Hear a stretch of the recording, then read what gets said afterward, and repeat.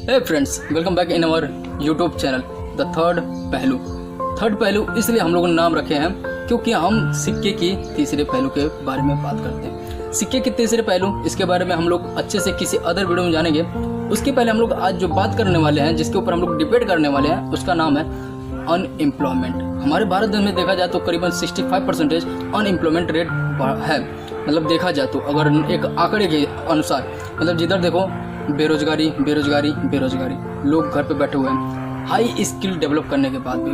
इसी चीज़ के बारे में हम लोग आज समझेंगे बेहतर ढंग से, क्या है ये बेरोजगारी और क्या है इसको कैसे ख़त्म किया जा सकता है और क्यों बढ़ रहा है। इसी के बारे में आज हम लोग डिबेट करने वाले हैं एक दूसरे के साथ में, और उससे जो निष्कर्ष निकलेगा वो आप भी देखिएगा और उसके बाद अपने भी राय रखिएगा हमारे कमेंट बॉक्स में। उसके पहले थोड़ा सा हम अपना इंट्रो दे देते हैं। मेरा नाम है सदानंद कुमार और आप देख रहे हो थर्ड पहलू, और ये हैं हमारे डेविड सर जिनके साथ में हम डिबेट करने वाले हैं। थोड़ा सा आप अपना इंट्रो दे दीजिए। Yes sir, why not? Definitely sir. So very good evening to you all and to you also. So दोस्तों, once again we are gathered here for discussing about what is unemployment. So friends, जैसा कि मैं बता दूं कि मेरा नाम David है एंड आप देख रहे हैं द थर्ड पहलू, और इसके थ्रू हम लोग जो है कि किसी भी पॉइंट को, किसी पर्टिकुलर टॉपिक पर हम लोग उसके फर्स्ट, सेकंड और थर्ड पहलू, तीनों पहलू के बारे में हम लोग बात करते हैं। और दोस्तों, आपकी जो आइडियाज़ होंगी, आपके जो एटीट्यूड पर्सपेक्टिव होंगे, आप भी उसको अपना कमेंट सेक्शन में आप राइट डाउन कीजिएगा दोस्तों। अब चलते हैं हम लोग, अब चलते हैं बिल्कुल टॉपिक पे। तो डेविड सर से मैं क्वेश्चन करने जा रहा हूँ कि क्या है ये अनएम्प्लॉयमेंट। देखिए साधु सर, आई थिंक हमें इस टॉपिक के बारे में काफ़ी डिटेल में जाने से पहले ये जानना पड़ेगा कि बेसिकली अनएम्प्लॉयमेंट है क्या। मतलब इसे हम कैसे डिफाइन कर सकते हैं in a short term, in a short definition, इसे कैसे डिफाइन करें। तो आई थिंक जहाँ तक मैं जानता हूँ, आई थिंक अनएम्प्लॉयमेंट मीन्स, देखिए क्या, जब कोई एक पर्टिकुलर बंदा, कोई एक पर्टिकुलर पर्सन जो कि हाईली स्किल्ड हो, हाईली एजुकेटेड हो, हाईली ट्रेंड हो, एंड डिस्पाइट इट, इसके बावजूद यदि वो जिस डायरेक्शन में या जिस फील्ड में काफ़ी स्किल गेन किया है, काफ़ी मतलब वो पीक पर गया है, लेकिन उसके बावजूद यदि वो अपनी जॉब के जो उसके जॉब पाने की जो इच्छा है, वो उसके लिए जो अपॉर्चुनिटियाँ कम पड़ रही हैं, तो तब हम कह सकते हैं कि यह एक अनएम्प्लॉयमेंट की केस है। क्योंकि उस बंदे ने जो भी रिक्वायरमेंट है उस जॉब के लिए वो एलिजिबल, डिजर्व करता है, लेकिन उसके बावजूद भी अपॉर्चुनिटी की लैकनेस होने के कारण वह अपने डिजायरेबल जॉब नहीं पा रहा है। तो then we can say that this is situation of unemployment. ऐसे तो अब इसके बारे में तो हम लोग जान लें कि अनएम्प्लॉयमेंट क्या है। इसको सीधी भाषा में आपको इस तरीके से कह सकते हैं कि आप बहुत ही किसी भी फील्ड में बहुत ही ज़्यादा हाई क्या नाम अपना, जो कि मतलब आपने काफ़ी गेन किया है, स्किल गेन किया हुआ है, आपने प्रैक्टिस किया हुआ है, और उसके बाद भी आपको कोई भी ऐसी अपॉर्चुनिटी नहीं मिलती है जहाँ पे आप अपने आप को सर्वाइवल कर सको, या फिर जहाँ पे आप अपने स्किल को प्रेजेंट कर पाओ। बिल्कुल। तो ऐसी चीज़ें नहीं मिल पाती है, तो वह उसी कहा जाता है अनएम्प्लॉयमेंट। तो अनएम्प्लॉयमेंट की डिफिनेशन हम लोगों ने समझ लिया अच्छे से। अब समझते हैं कि क्यों बढ़ रही है। जी बिल्कुल। तो इसके बढ़ने के पीछे मल्टीपल रीजन्स, और उनमें मैं यदि सबसे पहले किसी को रखूँगा तो मैं ये बोलूँगा कि देखिए, पहली बात तो कि लोगों में थोड़ा सा अनअवेयरनेस है, मतलब लोग अजागरूक हैं। लोगों को जागरूक होना पड़ेगा। इसके पहली बात को तुम जानो कि मार्केट में क्या चल रहा है। कि पहली बात तुम अपनी वैल्यू एडिशन करो, अपने आप को इवॉल्व करो, पर डे नॉलेज गेन करो, ताकि अपने अंदर, ताकि सो दैट ताकि मार्केट में यू कम्पीट कर सको। और उसके बाद दूसरा रीजन ये हो सकता है, इंडिया में बेसिकली, इंडिया में तो एक बहुत सीरियस इशू है unemployment, no doubt it. So I think, मतलब इसमें कोई डाउट नहीं कि इंडिया में इसका रेट काफ़ी बढ़ा है। तो इसके पीछे एक इंडिया की वास्ट पॉपुलेशन हो सकती है ना, हो सकती है, क्योंकि इंडिया में पॉपुलेशन काफ़ी अधिक है, और जो अपॉर्चुनिटी है जॉब वगैरह के लिए, और जो जॉब क्रिएटर हैं, जो जॉब प्रोवाइडर हैं, उनकी संख्या भी थोड़ा सा लिमिटेड है आज, जबकि जो जॉब सीकर हैं वो लाइन लगाए पड़े। मेरे पर्सपेक्टिव से अगर देखा जाए जी, तो हमारे भारत देश में जनसंख्या बहुत ज़्यादा है जी, तो ये कहीं ना कहीं एक बात खड़क रही है कि भैया ये है बहुत ज़्यादा, इसीलिए अनएम्प्लॉयमेंट बहुत ज़्यादा है। लेकिन अगर एक नज़रिए से देखा जाए, थर्ड जो कि पहलू है, उसकी नज़र से देखा जाए तो ये एक अपॉर्चुनिटी भी है।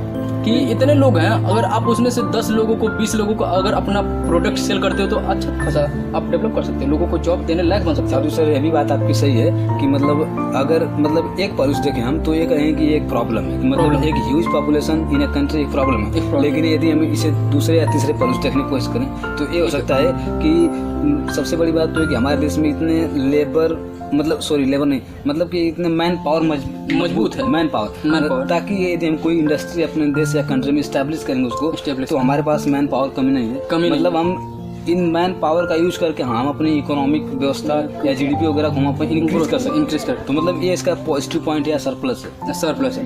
तो इस बात को लेकर के अगर ये तो बात हो गई, दूसरी बात हो गई कि बढ़ने और घटने वाली जो बात थी, इसमें और भी सारी चीज़ें ऐड हैं जो कि और भी तरीके से हम लोग समझने की कोशिश करते हैं। अभी देखिए यहाँ पर क्या देखने को मिलता है ज़्यादातर कि यहाँ पे अनएम्प्लॉयमेंट बढ़ने का जो कारण है, लोगों के अंदर में अवेयरनेस नहीं है, मतलब वो जानकारियाँ नहीं है कि कैसे इसको ख़त्म किया जाए। हालांकि अगर देखा जाए यहाँ पे हमारे भारत देश में तो बहुत ही ज़्यादा ऐसे व्यक्ति पड़े हुए हैं, ऐसे लोग पड़े हुए हैं जो कि अपने से नीचे लोगों को और दबाना चाहते हैं। ये एक पहला है।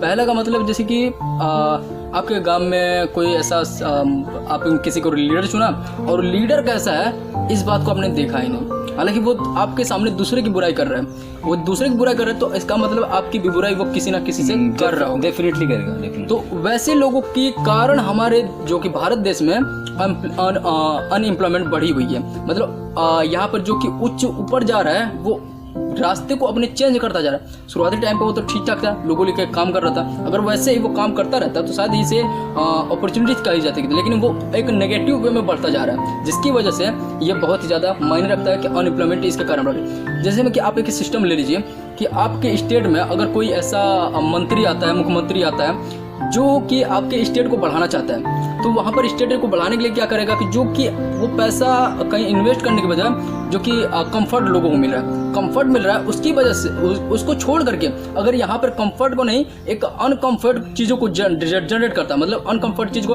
इंडस्ट्रीज जो कि यहाँ पे इस्टेब्लिश करता है, तो उससे क्या होता है कि पहले आपकी जीडीपी ग्रोथ होती है, फिर कंफर्ट आपको मिल सकता है। बिल्कुल मिल सकता है। लेकिन यहाँ पर क्या होगा कि पहले कंफर्ट को लेकर के आ रहे हैं। आपके पर्सनल लाइफ में भी यही होता है कि जब आप थोड़ा सा औहदे पर ऊपर जाते हो तो आप कंफर्ट ढूंढने लगते हो, कंफर्ट को छोड़ करके आप अपने आप को और भी बेहतर करने के लिए और भी चीज़ों को आप ऐड कर सकते हैं। जैसे कि कोई इंडस्ट्री बैठा सकते हैं आप खुद, इंडस्ट्री का मतलब कोई ऐसी कंपनी डाल सकते हो, कोई ऐसी छोटी मोटी दुकान डाल सकते हो जहाँ पे लोगों को लगा सकते हो। तो आप जब इस चीज़ को क्रिएट करोगे ना तो जितना आप कमा रहे थे उससे 10 गुना कमाओगे और उससे ज़्यादा कंफर्ट आप ढूंढ पाओगे। तो यहाँ पर क्या हो रहा है कि सिंपल एक पर्सनल आदमी के जो कि ब्रेन लेवल है उसको समझने के बाद ही हम समझ पाएंगे कि ये जो कि तीन जो है कि 3 प्रोसेस इसको समझा जा सकता है। एक गवर्नमेंट सिस्टम को, एक जनमत को और एक अपने पर्सनल को। तो पर्सनल को आप ऐसे समझ सकते हैं कि आप जब किसी वे में चलते हो ना तो आप जैसे नौकरी पा गए करीबन 1 लाख रुपए की, तो 1 लाख रुपए की आप नौकरी पा गए तो 1 लाख रुपए मिल रहा है, उससे क्या करोगे? गाड़ियाँ ढूंढोगे, शूज़ महंगे महंगे, टी शर्ट महंगे महंगे, अपनी फैमिली को बहुत ही हाई लेवल पे लेके जाओगे, मतलब होटल में लेके जाओगे, यहाँ पे लेके जाओगे, वहाँ पे लेके जाओ। लेकिन अगर आपको जॉब और अपॉर्चुनिटीज लोगों के अंदर में ढूंढोगे कि लोगों को अगर ये चीज़ मैं कहीं इन्वेस्ट करता हूँ तो शायद इससे 10 गुना कमाऊंगा मैं, है कि नहीं? जब इससे 10 गुना कमाएंगे तो लोगों के पास में आप 10 गुना जब उसे कहीं इसे इन्वेस्ट करेंगे तो उसके बाद क्या होगा कि आपके साथ में जो लोग निचले के लोग हैं, आपके साथ में जो कि उतना ओहदे पे नहीं है, जो 1 लाख रुपए नहीं कमा रहे हैं, जो छोटे लोग हैं, उनको कहीं ना कहीं 10,000 की नौकरी आप दे सकते हो। जब आप कोई चीज़ इन्वेस्ट करोगे, कहीं इंडस्ट्री बनाओगे, बैठाओगे, कहीं कंपनी बैठाओगे तो आप दे सकते हो। तो पहले पर्सन को समझना पड़ेगा, खुद को समझना पड़ेगा कि अगर मैं नौकरी पा गया, मेरे पास में क्या कंफर्ट ढूंढना चालू कर दूँ? नहीं, कंफर्ट ढूंढने से बेहतर है कि आप उस चीज़ को क्या करें। देखिए हमारे भारत देश में अगर कोई अमीर व्यक्ति है तो बाहर से विदेश से खरीद कर लाएगा, न कि इस देश में लोगों को जॉब देने का काम करेगा। तो वो कंफर्ट ढूंढने बाहर में चला गया, अपने देश के लोगों को दबा के रख दिया। तो ये कहीं ना कहीं लोगों के ब्रेन सिस्टम में ये चीज़ भारी पड़ी है, तो इसके लिए ये अनएम्प्लॉयमेंट बहुत ही तेज़ी से ग्रोथ कर रहा है। Okay sir, okay, alright. मतलब यदि आपकी मतलब अब तक की इस दौरान की बातों को यदि मैं समराइज कंक्लूड करूँ तो आपने मतलब 60 में बोलूँ तो आपने बोला कि जॉब क्रिएटर वाला माइंडसेट अपनाओ, जॉब सीकर वाला ना। जॉब सीकर वाला नहीं मतलब am I right? मतलब आपके अकॉर्डिंग की अब तक की बातचीत में ये है कि आप जॉब क्रिएटर वाला माइंडसेट अपनाओ, जॉब सीकर वाला बात। ये मायने नहीं रखेगा कि आप कितना स्किल डेवलप किए हो, ये मायने नहीं रखेगा। किसी भी जॉब को आप देने लायक बनोगे ना, तो यहाँ पे आपको ये स्किल कितना आप सीखा है ये चीज़ मायने नहीं रखेगा। आप लोगों के लिए क्या कर पा रहे हो, आपकी सोच, बौद्धिक क्षमता क्या है, ये यहाँ पे मायने रखेगी। तो बात ये भी तो है एक मिनट कि जब आप अपने आप को डेवलप ही नहीं करोगे, कुछ सीखोगे ही नहीं। देखिए या स्किल डेवलप कब की जाती है जानते हैं? जब हमें कहीं पे जॉब करनी होती है। तो अगर खुद को प्रेजेंट करना है, खुद को लोगों को जॉब देना है, तो आपकी बौद्धिक क्षमता अच्छी होनी चाहिए। स्किल बेहतर नहीं होनी चाहिए, आपकी बौद्धिक क्षमता होनी चाहिए। बौद्धिक क्षमता का मतलब कि मैंने जैसे कहा कि ये आप कंफर्ट को छोड़कर लोगों को काम देना चालू कर दीजिए, तो यहाँ पे बौद्धिक क्षमता आ रही है काम आपकी। बौद्धिक क्षमता जो कि आपकी इमेजिनेशन थिंकिंग है, जो कैलकुलेशन थिंकिंग है, वो चीज़ काम आ रही है, न कि यहाँ पे आपकी स्किल काम आ रही है। तो बौद्धिक क्षमता हमारे देश में बहुत ही ज़्यादा कमज़ोर है एक्चुअल रीजन में कहा जाए तो। अभी एक नेता कोई खड़ा हो गया तो वो जाएगा, एक मैंने वीडियो देखी, कॉमेडी वीडियो देखी, जिसमें वो कहता है कि अब पहली बार प्रधानी मैंने जीती तो बोलेरो लिया मैंने, दूसरी बार जीती तो स्कॉर्पियो लिया, तो तीसरी बार पूछ रहे थे कि इस बार क्या दिक्कत है, तो बोल रहे हैं कि हमारे गाँव में बहुत ज़्यादा रोड खराब है, तो अब उसके लिए कोई निष्कर्ष निकालेंगे। तो वो जो क्या बोलते हैं उसको, एंकर होता है, वो पूछता है कि सर क्या आप इस बार रोड बनवा देंगे अच्छे से? बोलता है कि साला रोड का झंझट ही छोड़ देंगे, हम हेलीकॉप्टर ले लेंगे, है कि नहीं? तो वो देखिए रोड को बनवा देगा तो शायद उसके पास में बोलेरो अच्छी चली जाएगी, अच्छा खासा विकास भी गांव का भी थोड़ा बहुत अच्छा होगा। बिल्कुल। तो यहाँ पे बौद्धिक क्षमता का एक परिणाम देखने को मिल रहा है। तो यहाँ पे लोगों के पास में बौद्धिक क्षमता कम है, और उसी चीज़ को हम लोग प्रेजेंट करने के लिए थर्ड आई को लेकर के आए हैं। अगर आपको हमारी इस थर्ड आई से कुछ नॉलेज मिल रही है तो प्लीज़ लाइक ठोक दो अभी। बिल्कुल दोस्तों। अब आप सर कोई अगर ऐसा लग रहा है कि कोई क्वेश्चन करना चाहते तो आप कर सकते हैं हमसे।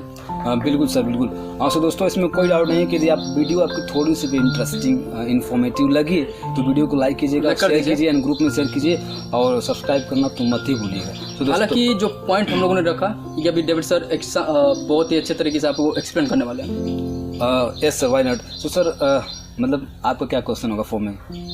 मेरा ये कहने का क्वेश्चन मतलब है कि जो मैंने बातें बोली जी, उसका एक्चुअल जो पॉइंट है उसको आप एक्सप्लेन कर दीजिए। लोगों के पास बौद्धिक क्षमता कम है। Yes yes. बौद्धिक क्षमता क्यों कम है? क्योंकि मार्गदर्शक कोई नहीं है। मार्गदर्शक कोई नहीं है। मार्गदर्शक कुछ लोग हैं, जैसे कि संदीप माहेश्वरी सर का देख लीजिए, एक बहुत ही उच्च टाइप के व्यक्ति हैं, उन्हीं के लोगों के हम लोग स्टूडेंट हैं। Definitely Sandeep Maheshwari is a famous YouTuber and as well as वो फेमस होने से पहले एक बहुत ही सक्षम इंसान है, उनको हम लोग अपना गुरु भी मानते हैं। वैसे बौद्धिक क्षमता वाले व्यक्ति का शिष्य बनना बहुत ही बेहतर होता है। बेहतर होगा, सही बात। तो ऐसे लोग अगर हमारे समाज में ऐसा नेता, ऐसा लीडर खड़ा होते हैं ना, तो हमारा समाज कहीं पीछे नहीं होगा, बहुत ही तेज़ी से ग्रोथ करेगा। और यही चीज़ें हैं, अपनी बौद्धिक क्षमता को बनाइए। अब नेगेटिव को छोड़ के ना, नेगेटिव जो चीज़ होती है वो बहुत ही तेज़ी से आती है, लेकिन वो लंबा समय नहीं चलती है। लंबा समय मतलब आप अपने ग्राम में अगर डेवलप कर लेते हो तो ये पुश्तों के लिए हो जाएगी आपकी। अगर ये आप पर्सनल के लिए करते हो ना, तो शायद आपका लड़का बहुत ही ज़्यादा जुआरी निकल गए, वो ख़त्म कर देगा सब कुछ। लेकिन ये गाँव डेवलप रहेगा तो बेटा जुआरी भी निकल जाएगा, तब भी आपका ये पुश्तों तलक चलेगा। तो मेरे कहने का मतलब था ये कि बौद्धिक क्षमता को बढ़ाना जरूरी है। और बौद्धिक क्षमता कैसे बढ़ेगी, ये हमारे साथ जुड़े रहिए, हम आपको सिखाएंगे नेक्स्ट कैसे। दोस्तों जरूर मिलेगा इसके बारे में वीडियो। वैसे अब तक के लिए थैंक यू। और मैं लास्ट में कुछ कहना चाहता हूँ। हाँ, लास्ट में साधु सर मैं यही कहूँगा, इस पूरे डिस्कशन का जो इसेंस, जो सार है, 3-4 वर्डों में ये बोलूँगा कि जो अनएम्प्लॉयमेंट जो एक मतलब एक सीरियस इशू है इन आर इंडिया। सो अल्टीमेटली मैं ये कहूँगा कि दोस्तों अपने आप में वैल्यू एडिशन कीजिए, पर डे अपनी वैल्यू एडिशन करो, अपने आप को इवॉल्व करो ताकि मार्केट में कम्पीट कर सको, मार्केट में कम्पीट कर सको। Yes sir. वही बौद्धिक क्षमता को बढ़ाओ अपने। देखिए जितना सीखे रहोगे ना, वो मरते दम तक रहेगी आपके। और जैसे कि एक हमारे यूट्यूबर सर हैं, बोलते हैं कौन से हैं, बोलते हैं आरजे कार्तिक सर, बोलते हैं कि सीखोगे नहीं तो जीतोगे कैसे। जीतोगे ना। I totally agree with their ideas. तो इसके साथ ही हम लोग खत्म करते हैं। उम्मीद करते हैं कि आपको वीडियो पसंद आए। Thank you.